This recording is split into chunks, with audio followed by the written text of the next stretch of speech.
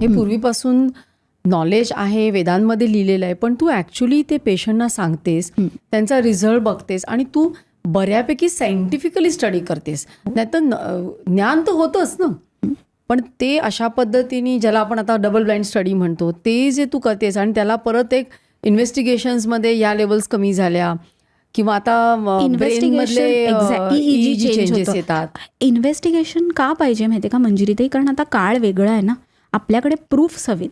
आपण खोटे क्लेम नाही करायचे, जे खरं होतंय ते सांगायचं, एव्हिडन्स बेस्ड प्रत्यक्ष प्रमाण. आज आचार्यांनी ते ग्रंथ लिहिले म्हणून ते पुढच्या पिढीकडे गेले ना. मग काय माहिती, हे जे आत्ता आपण ज्ञान जमवतोय किंवा हे काही जो आपण स्टडी करतोय ह्याचा पुढच्या पिढीला फायदा होणार असेल.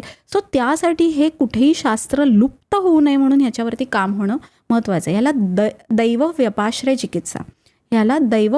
चिकित्सा, असं म्हणतात. म्हणजे आयुर्वेदातलं हे एक अंग आहे की म्हणजे पूर्वापार. म्हणजे याचं उदाहरण सांगू का?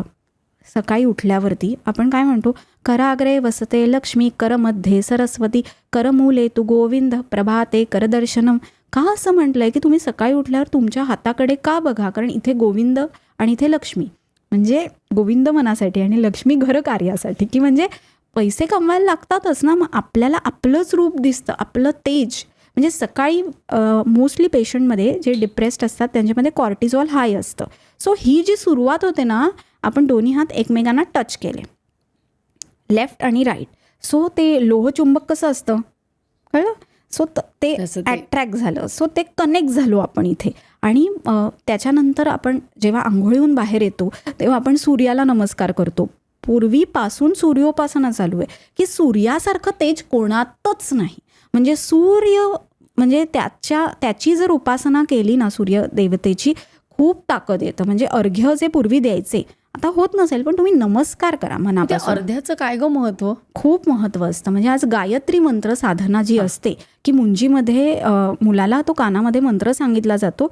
गायत्री उपासना इतकी महत्त्वाची आहे ना की त्या वाढत्या वयामध्ये ती मुलाला सांगितल्यामुळे त्याची प्रत्येक सेल अणुरेणूपर्यंत तो काम करतो.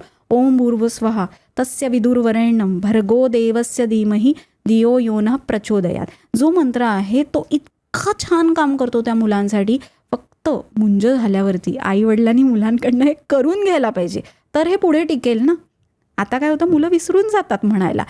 जर बाबांनी केलं मुलाबरोबर तर हे होऊ शकतं ना की पुढच्या जनरेशनला दिसेल की ती साधना कशी करायची. आणि सूर्याला अर्घ्य देतो म्हणजे काय, ते त्याला जल अर्पण करायचं. त्यानिमित्ताने आपण त्याचं दर्शन घेतो आणि नमस्कार करतो. तेव्हा तो सूर्यप्रकाश आपल्या अंगावर पडतो.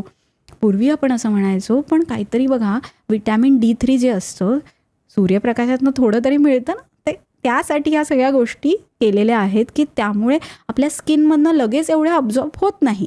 पण एक आज आपण वेगवेगळ्या प्रकारचे रेडिएशन घेतो.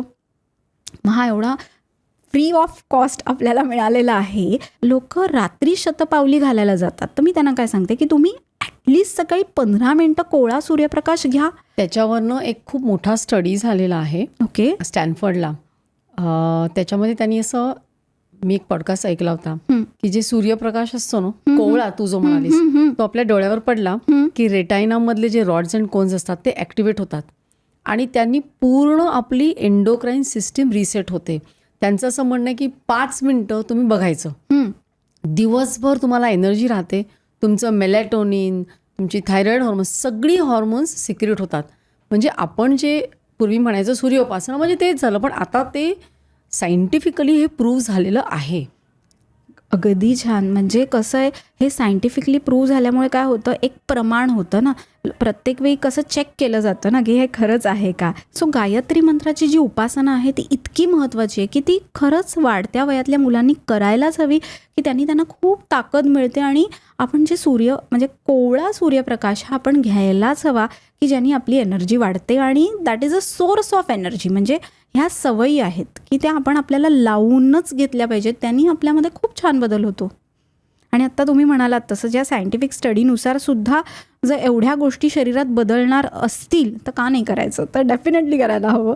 आणि गायत्री मंत्रामध्ये जे उच्चार आहेत ना ते नीट हवेत. म्हणजे तुम्ही प्रॉपर संथा घेऊन, म्हणजे मुंजीला जे गुरुजी येतात त्यांच्याकडनं तो मंत्र शिकून घ्यायचा. 4 दिवस त्यांच्या समोर म्हणायचा. तो मंत्र गायत्री मंत्र, कारण सूर्य गायत्री मंत्र असतो ना, तो सूर्याची जे तेज आहे कधीतरी त्याचं रिफ्लेक्शन उलटं पण होऊ शकतं ना. म्हणजे आता कसं आहे की आता ह्याला खूप कॉन्फ्लिक्ट आहे की हा महिलांनी म्हणावा की न म्हणावा.